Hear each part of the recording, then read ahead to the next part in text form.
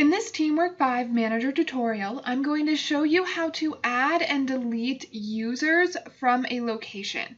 Users are people like your managers or your schedulers. If you're watching this video, you are most likely a user. To do that, go to your top menu bar and click on TeamWork.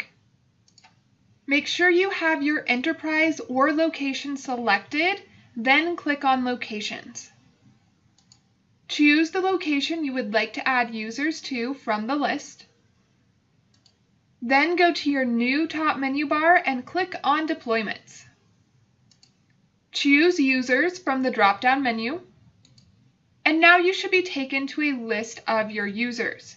To add a new user, click the Add button at the top of the chart and select the user you would like to add. We'll say Max. If you don't want to add this user, click Close. I do, so I'm going to click Save. And now Max has been added. To delete a user, click the box next to that user. Then go to the bottom of the chart and choose Remove. TeamWork 5 is going to make sure you do want to remove that user. If you don't, choose Cancel. I do, so I'm going to choose OK. And now that user has been removed. That's how you can add and remove users from a specific location. To learn how to add and remove projects from a location, check out the next video.